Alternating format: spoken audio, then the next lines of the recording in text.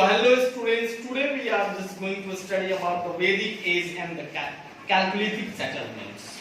In this chapter we will discuss about the time period of the Vedic age and early Vedic age as well as archaeological sources. Thereafter in the next chapter we will discuss about early forms of kingdoms, where we will discuss about Janpads and Mahajanpads. So right now we are just going to study about the Vedic age. So firstly I would like to tell you about the time period of this Vedic age. You know students, the period between 1500 BCE to 600 BCE, the period between 1500 BCE and 600 BCE is known as the Vedic age, as this period is derived from the Vedas. There are 4 Vedas that we study: Rig Veda, Samveda, Yajur Veda and Atharva Veda. So we will discuss about them also. So firstly, I just told you about the period of Vedic age, which is 1500 BCE to 600 BCE. The Vedic age is further divided into 2 parts: early Vedic age and later Vedic age.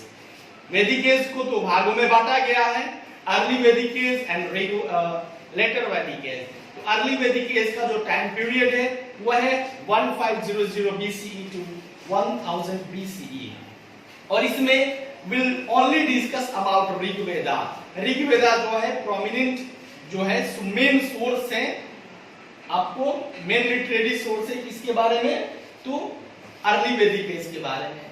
और बाकी का जो 3 वेद हैं, यजुर्वेद, सामवेद, अथर्ववेद, हम उनको पढ़ते हैं letter वैदिक एज में, जो कि 1000 BCE से लेकर 600 BCE तक है।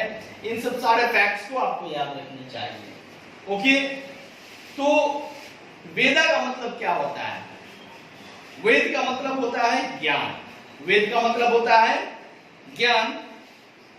And the Vedic literature includes Rigveda, Samaveda, Yajurveda, Atharvaveda, Purana और epics like Mahabharata and Ramayana. Veda है क्या? ब्रह्मा ने, ये श्रुति ज्ञान है। श्रुति ज्ञान मतलब सुनकर, श्रवण की शक्ति, श्रवण करके एक से दूसरे को ट्रांसफर करना।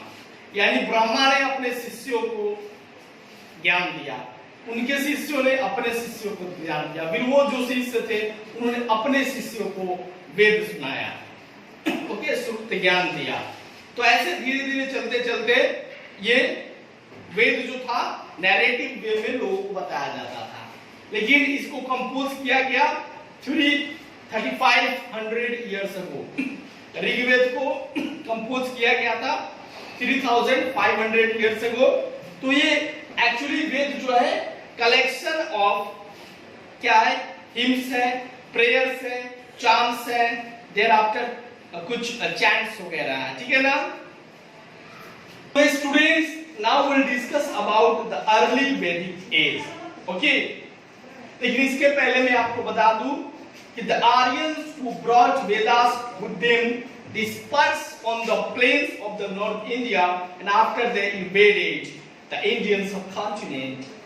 मतलब कि जो आर्यंस आए इंडस वैली सिविलाइजेशन के बाद में, जो सेंट्रल एशियंस आए जिनको आर्यंस बोलते हैं, उन्होंने नॉर्थ इंडिया को पहले कैप्चर किया, देयर आफ्टर इंडियन सबकॉन्टिनेंट को कैप्चर किया। तो जो किंग भारत थे, भारत जो राजा थे भारत, उन्हीं के नाम पर क्या बना? ये भारत वर्ष बना, जो कि आर्यंस थे। तो वैदिक एज को 2 भागों में बांटा गया है: अर्ली वैदिक एज, लेटर वैदिक एज। तो अर्ली वैदिक एज में हम ऋग्वेद के बारे में पढ़ते हैं, जिसमें 10 मंडल्स, यानी ऋग्वेद में 10 मंडल्स हैं, 10 बुक्स हैं, और उसमें हिम्स जो होते हैं, भजन या श्लोक को बोलते हैं, स्रोत को बोलते हैं। तो 1028 क्या है? इसमें हिम्स हैं। इसके अलावा मैं आपको बता दूं कि Initially, the Rig Veda was not in a written form, but it was narrated orally. मतलब मुंह से ही बस इसको सुनाया जाता था. The knowledge passed on its this way to known as श्रुति. इसको श्रुति बोलते थे, ठीक है ना. Thereafter पहली बार इसको बर्च के छाल पर और पाम लीव्स पर इसको लिखा गया वेद को, ठीक है ना. अब आगे चलते हैं. Now we'll discuss about. So students, now we'll discuss about the dwelling of the Aryans. यानी आर्यन कहाँ रहते थे इंडिया में. अर्ली वैदिक एज में जो पीपल हुआ करते थे वो सप्त सिंधु रीजन में रहते थे. सप्त मतलब सात नदियों का क्षेत्र था. इंडस, झेलम, चेनाब, रावी, ब्यास, सतलज और सरस्वती. ये हरियाणा और अनडिवाइडेड पंजाब, यानी पंजाब जो भारतवर्ष का पंजाब था, अखंड पंजाब था, यानी आज कुछ पंजाब भारत में तो कुछ पंजाब पाकिस्तान में है, वो पूरे पंजाब में और हरियाणा में आर्यन रहा करते थे, ठीक है ना. जिसको सप्त सिंधु बोलते थे. बाद में सरस्वती रिवर जो है, सरस्वती नदी जो है वो सूख गई. सो स्टूडेंट्स, अब आगे चल के क्या हुआ, जब लेटर वैदिक एज आया तो उस समय आर्यंस माइग्रेट कर गए सप्त सिंधु रीजन से इंडो गैंगेटिक प्लेन्स में, जहां पे हम लोग रहते हैं, ठीक है ना. मैंने आपको नॉर्दर्न प्लेन्स के बारे में बात बताई थी, समझ रहे हैं ना. तो एक चीज जो है आपके पेज नंबर 39 पे दिया गया है, आपको जानना चाहिए, यानी origin of Indian music. Indian music के बारे में कहां मिलता है बातचीत, तो सामवेद में. गायत्री मंत्र कहां मिलता है, तो ऋग्वेद में गायत्री मंत्र का जिक्र किया गया है. Four fold division of society, यानी जो 4 वर्ण थे सोसाइटी के, वो ऋग्वेद में मिलते हैं. Wars between Aryans and Dasas, Aryans में और दसस में जो युद्ध हुआ था उसका जिक्र ऋग्वेद में है. पशुपति शिव के बारे में अथर्ववेद में लिखा गया है. और conversation between Yama and Nachiketa, Nachiketa और यम के बीच में जो बातचीत हुई थी उसका वर्णन कथा उपनिषद में किया गया है. The Vedic age can be divided into early Vedic age and the later Vedic age, as we know that. So students, आगे चलते हैं. इस मैप को अपने बुक के पेज नंबर 40 में देख सकते हैं. ये और ये जो पार्ट है ये वैदिक एज का एरा है मतलब वैदिक एज का एरिया है, यहीं पे आर्यंस रहा करते थे. अब बात करते हैं कि यहाँ का पॉलिटिकल लाइफ कैसा था. आर्यंस का पॉलिटिकल लाइफ कैसा था उसके बारे में बात करेंगे, फिर सोशल लाइफ के बारे में बात करेंगे, फिर आर्कियोलॉजिकल सोर्सेस के बारे में बात करेंगे. तो सबसे पहले बात करते हैं कि उनका पॉलिटिकल लाइफ कैसा था. तो आर्यंस एक ट्राइबल ग्रुप्स में रहा करते थे. नहीं, आर्यन जो थे, नंबर ऑफ ट्राइब्स, कुछ ट्राइब्स, तो actually Aryans were tribes. Aryan क्या थे, ट्राइब्स थे. वो एक झुंड में रहा करते थे, ग्रुप में रहा करते थे, जिसको जन बोला करते थे, ठीक है ना. जन या विश्व बोला करते थे. जितने भी सारे ग्रुप होते हैं उसका कोई ना कोई हेड होता है, तो उसको राजन बोलते थे. जो चीफ होता था उसे क्या बोलते थे, राजन बोलते थे. जो अपने वेलर, अपने हीरोइज्म के दम पर चुना जाता था, अपने ब्रेवरी के दम पर चुना जाता था, ठीक है. इसके बाद में अगर वो मर जाता था तो वैसा ही कोई व्यक्ति जो उस लायक हो उसको चूज किया जाता था. लेकिन लेटर वैदिक एज में ये क्या हो गया, सक्सेसर वाली परंपरा आ गई. यानी लेटर वैदिक एज में राजा का पुत्र ही राजा बनेगा. ओके. एडमिन के बारे में बात करें, एडमिनिस्ट्रेशन के बारे में बात करें, तो जो राजा को असिस्ट करने वाला ऑफिशियल्स थे उनमें सबसे सुप्रीम थे कमांडर इन चीफ, सेनानी बोलते थे. चीफ प्रीस्ट जो होते थे पुरोहित बोलते थे, ठीक है. इसके बाद जो गांव के होते थे, हेड होते थे, उसको ग्रामीणी बोलते थे. कैसे, तो आइए एक चैट के माध्यम से इसको समझते हैं. सबसे पहले किंग के नीचे पुरोहित, पुरोहित के नीचे सेनानी, सेनानी के नीचे ग्रामीणी. ग्रामीणी जो हुआ करते थे गांव के हेड हुआ करते थे, सेना के हेड हुआ करते थे. और ये जितने भी सारे रिलीजियस फंक्शन हुआ करते थे उसको मैनेज कौन किया करते थे, पुरोहित किया करते थे. और किंग होता है वो, उसके बारे में आप जानते हैं, ठीक है स्टूडेंट्स. तो मैंने यहाँ के पॉलिटिकल लाइफ के बारे में बताया. जनरली यहाँ 2 प्रकार की सभाएं हुआ करती थी.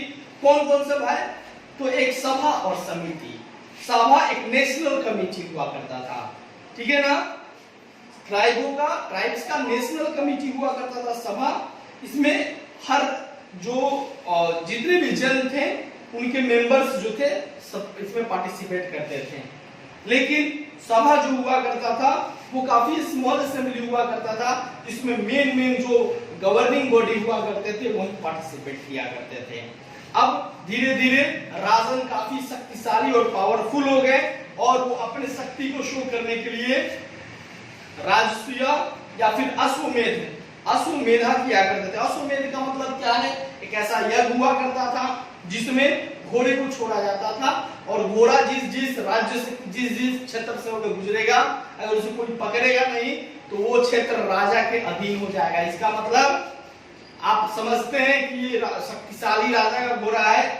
घोड़े को रोकने का मतलब है कि आप नहीं चाहते हैं कि आप उसके अधीन हो, इसके लिए आपको उनसे लड़ना पड़ेगा, उस राजा से। अगर आपने जाने दिया इसका मतलब कि आप उसके अधीन हो, उससे डरते हो, ठीक है ना। तो इस प्रकार का सिस्टम हुआ करता था और राजन का भी राजा को राजन बोला जाता था, चीफ को, जो काफी ज्यादा पावरफुल हो गए थे, ठीक है ना। अब बात करेंगे सोशल लाइफ के बारे में। तो देखिए सोशल लाइफ में एक चीज मैं आपको बताना चाहूंगा कि वर्ना सिस्टम था। सोसाइटी जो थी वर्ना सिस्टम पे बांटी गई थी अर्ली वैदिक एज की, जिसमें ब्राह्मण, क्षत्रिय, शूद्र और यहाँ पे एक चीज छूट गया आपको, यहाँ पे वैश्य है। क्या है ये है वैश्य है। यहाँ पे आप कर लीजिएगा, यहाँ पे वैश्य है यहाँ पे। अब देखिए मैं आपको बताता हूँ ब्राह्मण का काम क्या होता था। जितने भी सारे रिलीजियस फंक्शंस हुआ करते थे, पूजा पाठ, रिलीजियस अफेयर को ब्राह्मण देखता था। क्षत्रिय जो भी राजा हो गया या फिर वॉर संबंधित जो भी चीजें हैं उसको हैंडल करने वालों को क्षत्रिय बोलते थे। वैश्य जो भी ट्रेड, फार्मिंग, ठीक है, बिजनेस करने वाले लोग वैश्य के कैटेगरी में आते थे। और शूद्र जो होते थे बाकी और कामों करने वाले शूद्र होते थे। इस फैमिली में मतलब ये जो कास्ट सिस्टम है, जो वर्ना सिस्टम है, इसमें क्या होता था कि लोग जो थे जन्म से शूद्र होते थे। जितने भी सारे ब्राह्मण के घर में जो पैदा हुआ अर्ली वैदिक केस में वो भी शूद्र कहलाया, क्षत्रिय के घर में जो पैदा हुआ वो भी शूद्र कहलाया, वैश्य शूद्र के घर में जो भी पैदा हुआ शूद्र कहलाया। वर्ण सिस्टम जो वर्ना सिस्टम है उसमें बताया गया है कि आपको ब्राह्मण के घर जो पुत्र पैदा होगा वो शूद्र होगा, ठीक है। उसके कर्म के आधार पर उसकी जाति तय की जाएगी। अगर शूद्र के घर पैदा हुआ बालक ब्राह्मण का काम कर रहा है, क्षत्रिय का काम कर रहा है तो क्षत्रिय कहलाएगा, ब्राह्मण का काम कर रहा है तो ब्राह्मण कहलाएगा, वैश्य का काम कर रहा है तो वैश्य कहलाएगा, ठीक है। लेकिन लेटर वैदिक एज में सब बातें नहीं थी, ठीक है ना। जैसे कि मैंने बताया कि राजा का बेटा ही राजा होता था, ठीक वैसे ब्राह्मण के घर में पैदा हुआ व्यक्ति ही ब्राह्मण होता था, ठीक है ना। लेकिन अर्ली वैदिक एज में ये सब बातें नहीं थी। अब एक और कैटेगरी था किसका, तो सोसाइटी की, वो जिसको दस्यु बोलते थे या दास बोलते थे। उसमें होता क्या था जी, तो उसमें शूद्र जो हुआ करते थे कुछ लो लेवल का काम किया करते थे, ठीक है ना। तो उनको दस्यु और दास बोला जाता था, ठीक है। उनका कल्चर कुछ अलग हुआ करता था और कुछ अलग तरीके से बात करते थे।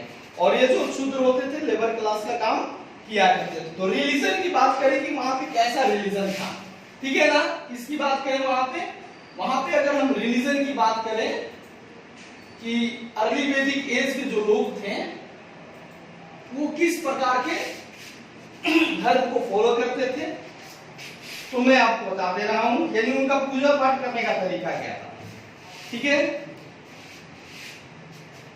आर्यंस जो थे नेचर की पूजा किया करते थे। यहाँ पे देखिए अर्थ की पूजा करते थे पृथ्वी के रूप में, फायर की पूजा करते थे अग्निदेव के रूप में, एयर की पूजा करते थे वायुदेव के रूप में, सन की पूजा करते थे सूर्यदेव के रूप में, स्काई की पूजा करते थे वरुण देव के रूप में, ठीक है ना। ये उनका क्या था। इसके अलावा एक दो प्रकार के रस पिया करते थे, रिचुअल ड्रिंक्स था, जिसको सोम रस और सूर्य रस बोलते थे, ठीक है ना। जो सूर्य रस हुआ करता था उसको कॉमन पीपल पिया करता था, कॉमन सेलिब्रेशन में लोग पिया करते थे। और सोम रस जो था ये एक रेयर प्लांट से इसके जूस को निकाला जाता था जो कि माउंटेन से पाया जाता था। ठीक है, आर्यंस इसे स्पेशल रिलीजियस फेस्टिवल्स के समय लिया करते थे और सूर्य रस जो कॉमन फेस्टिवल्स में लिया करते थे। अब ऑक्यूपेशन की बात करते हैं, यहाँ का ऑक्यूपेशन कैसा, यहाँ के लोग क्या करते थे। तो आपको मैंने पहले ही बता दिया है यहाँ के लोग का काम क्या था, फिर भी मैं आपको आगे चल के बता दे रहा हूँ कि यहाँ के लोग खेती बाड़ी करते थे। ठीक है, यानी द अर्ली वैदिक people had hertz of cattle, यानी घोड़ों का, गाय बछड़ा ये सब उनके पास हुआ करता था। और काउस को वो लोग मिल्क के लिए, डेयरी प्रोडक्ट के लिए यूज करते थे। काउ को एक यूनिट ऑफ बार्टर सिस्टम का, बार्टर सिस्टम का मतलब क्या है कि काउ के बदले कोई और चीज ले लेना। जैसे आपके पास एक थैला गेहूं है तो मैंने आपको काउ दे दिया, आपने मुझे थैला गेहूं एक बोरी क्या दे दिया वो अपने गेहूं दे दिया, उसी को एक्सचेंज करने का सिस्टम था। बार्टर का मतलब था एक्सचेंज। ठीक है ना। तो बहुत सारे ऐसे हिंट्स हैं जिसमें ऋग्वेदा में लोगों को ऐसे जिक्र करते पाया गया है कि उनके पास बहुत सारे पशु हो जाए, बहुत सारे कैटल्स हो जाए। ठीक है, अब आगे बात करते हैं कि लोग यहाँ पे रथ बनाने का काम, कारपेंटर का काम, लेदर का काम, मेटल का काम, मछली मारने का काम, बर्तन बनाने का काम करते थे। ठीक है ना। और जो पुरोहित हुआ करते थे, जो प्रीस्ट क्लास के लोग हुआ करते थे, वो पूजा पाठ तो करवाते ही थे, लेकिन बच्चों को और बुजुर्ग को क्या करते थे, जैसे वैद्य हुआ करते थे, वो उनकी देखभाल किया करते थे। ठीक है, अब स्टूडेंट्स हम बात करते हैं यहाँ पे आर्कियोलॉजिकल, किसकी बात करेंगे, तो यहाँ पे अब बात करेंगे आर्कियोलॉजिकल सोर्सेस की बात करेंगे, जिसमें हम आर्टिफैक्ट्स और मेगालिथिक ब्यूरियल्स के बारे में बात कर लेते हैं थोड़ा बहुत। देखिए, आर्टिफैक्ट्स का मतलब है बर्तन पे डिजाइनिंग करना। ठीक है ना। इस जैसे हस्तिनापुर उत्तर प्रदेश में है, इस जगह पे ये सब सारे पॉट्स मिले हुए हैं जिनके बारे में, वैदिक एज के बारे में बहुत सारी जानकारियां वहां से मिल सकती है और मिली भी है। ठीक है ना। इसके अलावा मेगालिथिक ब्यूरियल्स का मतलब है कि जो लोग मर जाते थे, जहां पर उनको दफना दिया जाता था, वहीं पर जैसे ब्रह्मगिरी में, डेक्कन प्लेट्यू की तरफ है, कश्मीर में, ठीक है ना, ऐसे साइट्स में मेगालिथ्स पाए गए जहां पे मरने वालों का नाम, ठीक है, वो क्या थे, क्या करते थे, उनके बारे में खुदाई करके उस पत्थर पे लिखा जाता था। और वहां पे क्या क्या मिले हैं, तो ह्यूमन स्केलेटन और साथ साथ में आपके कुछ agricultural tools, pottery, weapons, ornaments, इन सब सारे चीजों को खुदाई करके निकाला गया है। ऐसे मेगालिथिक ब्यूरियल्स जहां पे मिले हैं वहां पे। ठीक है स्टूडेंट्स, तो एक्चुअली सोशल स्टेटस, जो इंसान को वहां पे दफनाया जाता था, उसके सोशल स्टेटस के बारे में वहां पे उस ब्यूरियल पे लिखा जाता था। ये चैप्टर आपका ओवर हुआ, मिलते हैं अगले वीडियो में।